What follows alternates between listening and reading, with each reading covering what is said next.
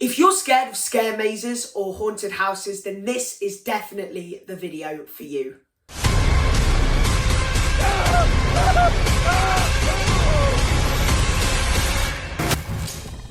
Hello everybody, I'm Hadley and welcome back to the Theme Park Magic YouTube channel, the only channel that doesn't pressure you to know facts or statistics about theme parks. Now, as you can see from the video of this title, this is why you shouldn't be scared of scare mazes or haunted houses, and I'm going to give you the information that hopefully will make you feel a lot more calm about them. Jumping straight into the video with number one, scare mazes are not intended to make you fear for your life. Scare mazes and haunted houses are just designed to make you a little bit shocked, a little bit of a jump scare. Imagine in a movie, you know, where something just quickly jumps out at you and you feel a little bit of fear, but not so much that you're upset.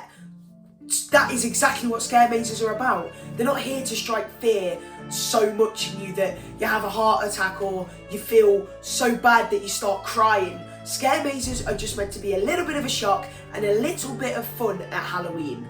At the end of the day, theme parks would never do something that wasn't fun. That's why roller coasters were designed, that's why waltzes were designed, that's why rides and shows were designed. Theme parks are meant to be a family or adult or kid day out that involves fun. That's why they charge extra money for it, because you pay for these mazes, and with you paying, that sets them a really high budget of making it really entertaining, really fun, and then they can obviously hire better actors that know what they're doing and know how to make you scared, but once again, not so scared that you're shivering. Number two, and I think this is a really important one because I actually have personal experience from this. If you're scared of people in haunted houses or scare mazes that hold weapons, I'm talking baseball bats, swords, chainsaws, axes, this is why you shouldn't be scared of that. So I'm going to let you into a little bit of a business secret when it involves chainsaws around theme parks, and that's that they actually take the chain out. So it still makes the revving noise and it still sounds like there's a real chainsaw, when actually the most dangerous part of it has been took out. And actors train for months and months. Bearing in mind, auditions for these scare mazes and haunted houses, especially if you live in the UK like me, usually takes place in summer. I'm talking July, August time.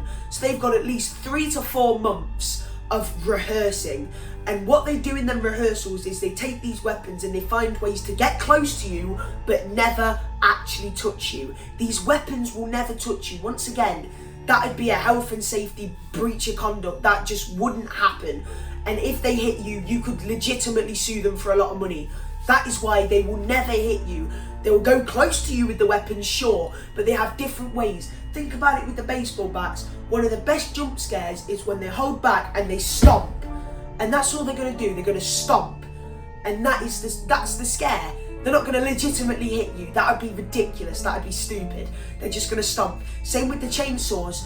Have you realised, if you've ever been in a chainsaw maze, or even if you haven't, I'll let you know, the chainsaw people never hold it up to your upper half. They will always hold the chainsaw down at your feet or down at your shins or ankles. They will never hold it up to your face. Once again, that would be dangerous. They just wouldn't do that. So that is especially why you shouldn't be scared, because they are trained for this, they're rehearsed for this. They make sure that they find ways that they can use the weapons to jump scare you, but they will never go anywhere near a risk. Now another one which is quite big, and once again it was a fear of mine when I started going in scare mazes, and that is the fear of actors separating you. Now this is something that my dad actually taught me, and I'm going to pass this quote on from my dad to you guys, and that is, if you just say no, the actors aren't going to split you. Once again, it's a little bit of fun, and if that fun element gets taken away because you get split up, all you have to say is, no, I'm staying with my dad, I'm staying with my partner, I'm staying with my group. I do not want to split up because I will be upset. And the actors can't physically drag you away from that. If you say no, you're the paying customer. The classic saying goes, the customer's always right. They will not take you away from the group. But yet again, if you do want to go away from the group, if you want to be a little bit adventurous and you don't like it, then just say to the actors, I want to get out. That is the best advice I could give anyone when it comes to these haunted houses and scare mazes. If you do not like it, simply find your nearest member of staff, even if they're dressed in costumes and they look scary. If you say, I want to get out, they will find the quickest route to get you out. Once again, it's a little bit of fun.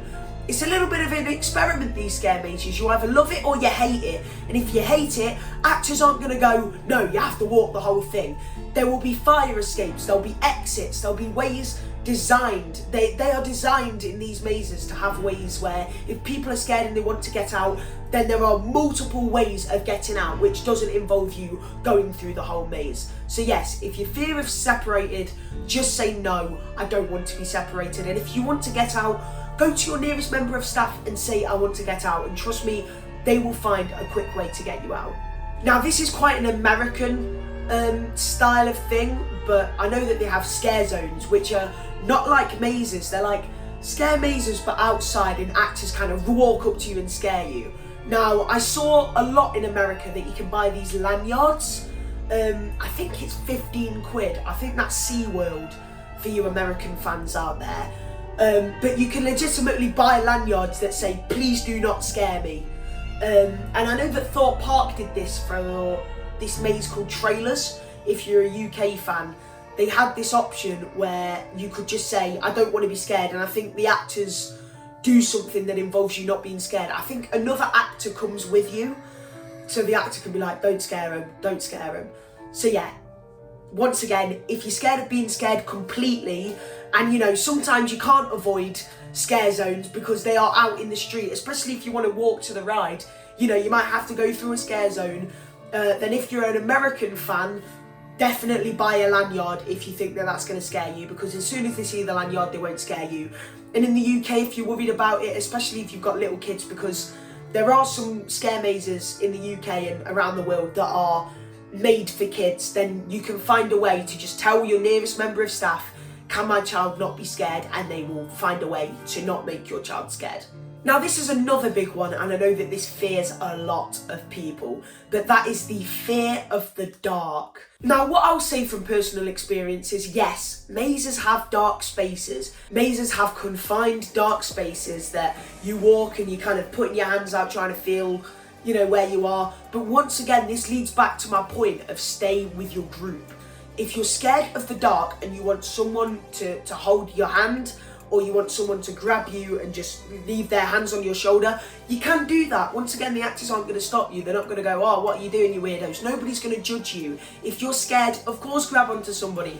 In my first scare maze, I held onto my dad's hand. I'm happy to admit that. You know, if it's your first time in these things, you don't know what's going to happen. You want to go with somebody that will help you. And I think that's another big point. If you're going to one of these scare events, maybe try and go with somebody that's already done it, already experienced these mazes, so they know what to expect and they can help you and they can give you advice, especially because I think one of the biggest fear elements is waiting in the queue, because that queue makes you think, why am I doing this? Why am I doing this? Why am I doing this? So if you go with someone that can reassure you, that can make sure you're okay, then it'll be a lot more fun, trust me. And going back to the dark spaces, even though, yes, it is dark, there is plenty of light everywhere. I think it's just, it'll be short little bursts of darkness. I'm talking 10 to 20 seconds of walking in the dark.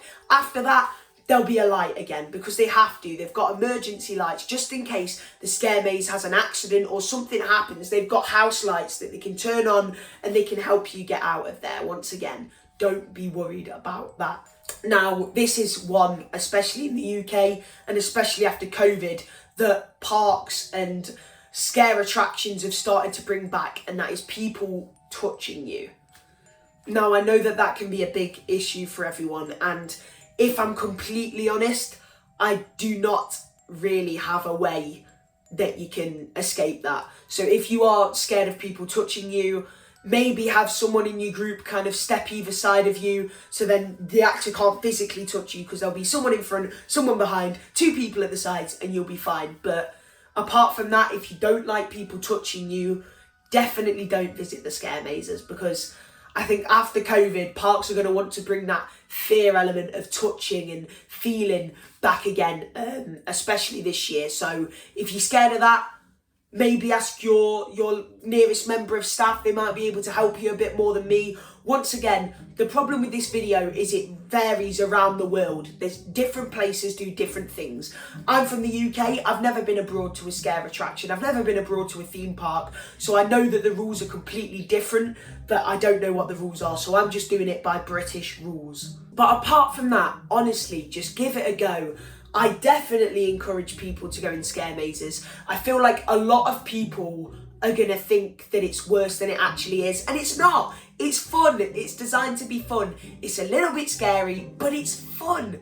Just stick by the rules that it says on the board in front of the queue line that says, you know, if you've got any health problems, don't go in, don't record, don't touch the actors even though they can touch you. If you follow the rules and you just enjoy yourself, then you will have the most fun ever. Trust me, Halloween is my favourite time of the year. As you will see if you click on my profile, there are so many Halloween videos this year already. I'm just buzzing about it, and I would not create this video if I didn't have honest advice and feedback to give to you guys to help you get through your fear of this. Anyways, if you did find this video informative, please do drop a comment down, and if you've got any advice to give to other people that I've missed out, once again, drop that in the comments too. Let's help each other out. That's what this channel is about, helping everybody. Anyways guys, I've been Hadley. Please like, comment and subscribe, and I will see you all later.